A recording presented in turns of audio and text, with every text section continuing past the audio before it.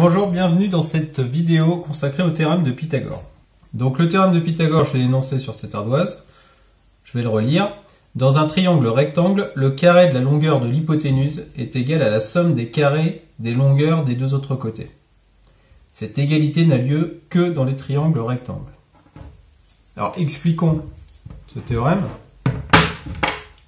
Donc le théorème de Pythagore, on l'applique dans un triangle rectangle. L'hypoténuse, c'est qui déjà? C'est le côté AC qui est là. C'est-à-dire c'est le côté le plus long du triangle rectangle, c'est aussi celui qui est opposé à l'angle droit. Et si je construis un carré, c'est-à-dire avec égalité de longueur ici, à partir de l'hypoténuse, bon, il sort un peu de mon ardoise, mais cette R là, pour la calculer, je vais faire AC fois AC. C'est-à-dire AC au carré. AC au carré, ça correspond en fait à l'aire de ce carré. BC au carré, ça correspond à l'aire d'un carré qu'on formerait à partir du côté BC.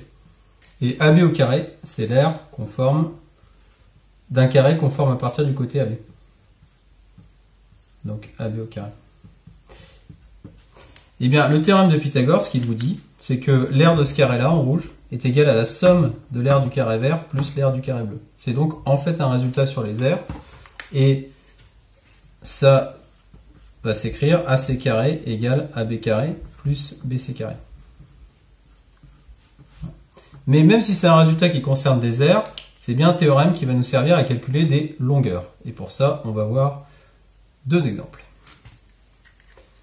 Premier exemple, calculer la mesure de chaque côté d'un losange dont les diagonales mesurent 8 cm et 6 cm. Vous voyez que dans la consigne, il y a calculer. Ça veut dire qu'il ne s'agit pas de faire un dessin en vraie grandeur et de mesurer avec sa règle, il s'agit bien de passer par un calcul. D'abord, un schéma de la situation. Je fais le schéma d'un losange. Je vais l'appeler par exemple D, E, F, G. Je dessine en pointillé ces diagonales. Et ce que je sais, c'est que les diagonales d'un losange sont perpendiculaires. Je sais aussi qu'elles se coupent à leur milieu. Donc par exemple, si DF fait 8 cm, si c'est elle la diagonale qui fait 8, on a ici 4, et là aussi on a 4. Et GE faisant 6, on a 3, je vais prendre plutôt le bleu, et 3. Donc 4, 4, 3, 3, un angle droit.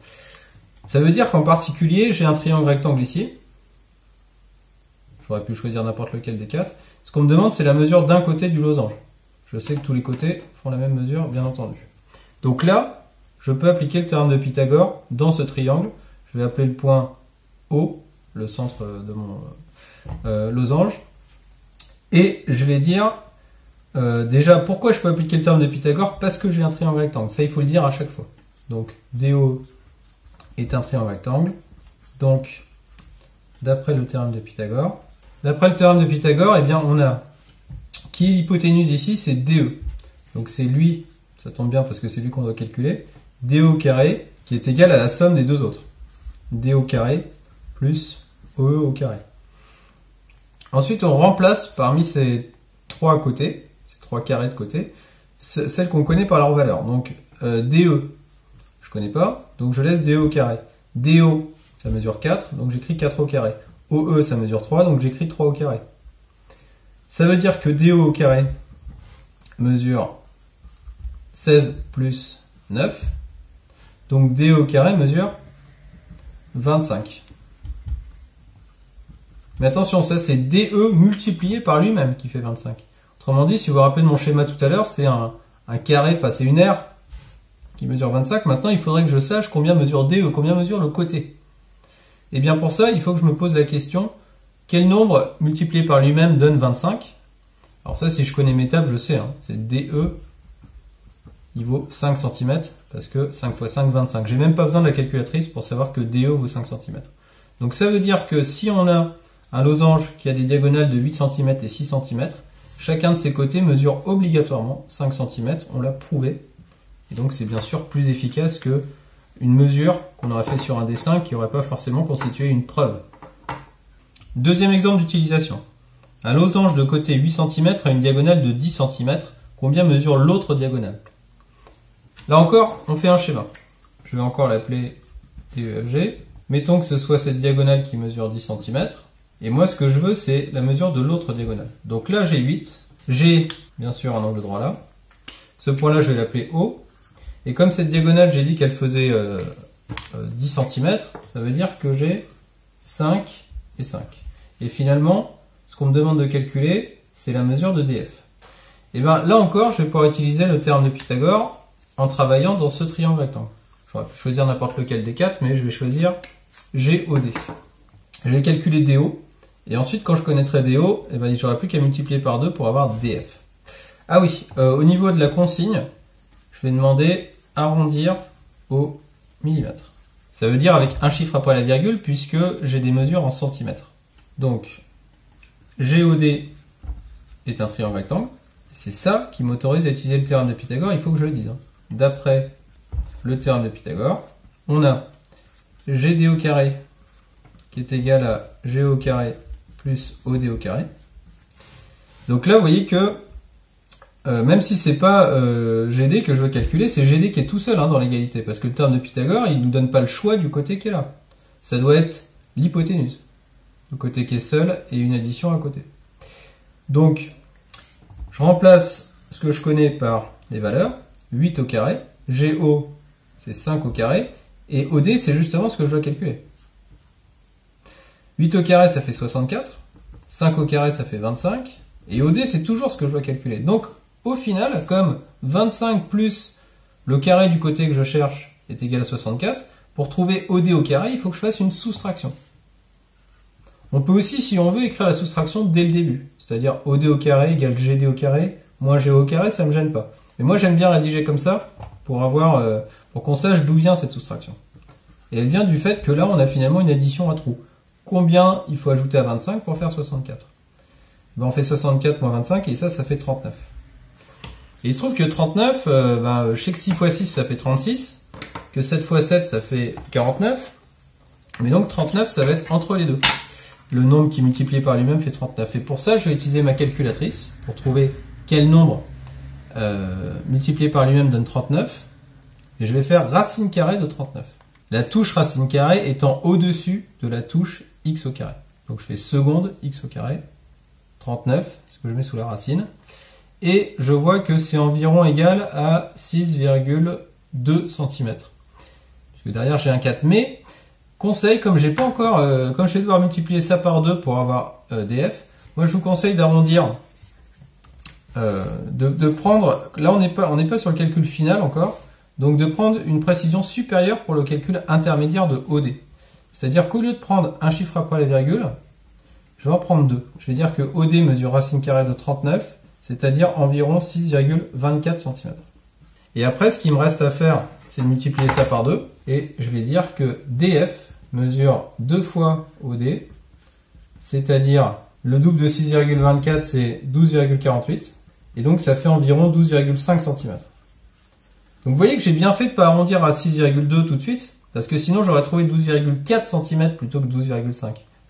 Donc c'est pour ça que c'est important d'avoir une précision supérieure dans les calculs intermédiaires, pour ensuite avoir une précision suffisante pour arrondir correctement le résultat final.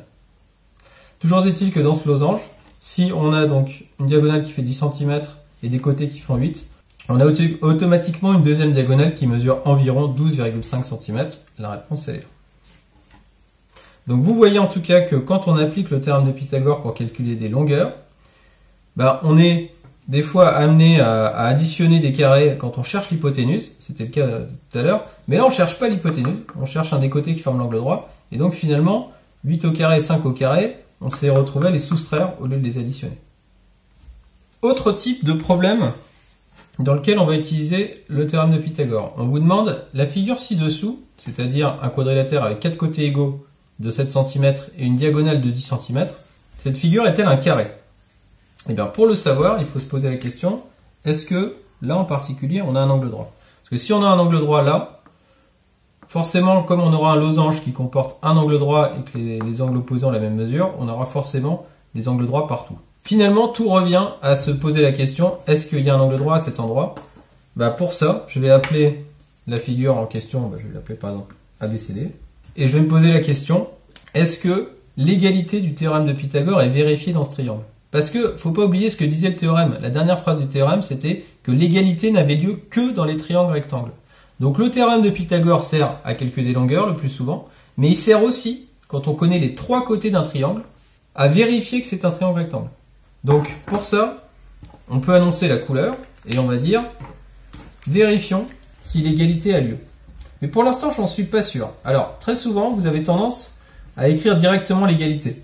Moi, je préfère ne pas l'écrire parce que je ne sais pas si elle est vraie cette égalité. Je vais faire en fait deux lignes de calcul. AB au carré plus BC au carré. Parce que s'il y a une hypoténuse, ce sera AC. Donc AC au carré, je vais le calculer tout seul. C'est donc 7 au carré plus 7 au carré. Et là, c'est 10 au carré. 7 au carré plus 7 au carré, ça fait 49 plus 49. 7 fois 7, 49. Et donc ça fait 98. Alors que 10 au carré, ça fait 100. Donc verdict, on peut dire que AC au carré n'est pas égal à AB au carré plus BC au carré. Donc c'est maintenant que j'invoque le théorème de Pythagore. Parce que maintenant que je sais ça, donc d'après le théorème de Pythagore, c'est maintenant que je peux l'utiliser, ABC n'est pas un triangle rectangle, donc ABCD n'est pas un carré. Alors notez que ça s'est joué à très peu de choses, parce que si on s'amuse à faire racine carrée de 98, et quand on fait racine carrée de 98, on trouve environ 9,9 cm. Donc ça veut dire que c'est presque un carré. Et peut-être que si on avait fait le dessin en vraie grandeur, on aurait eu l'impression que c'était un carré.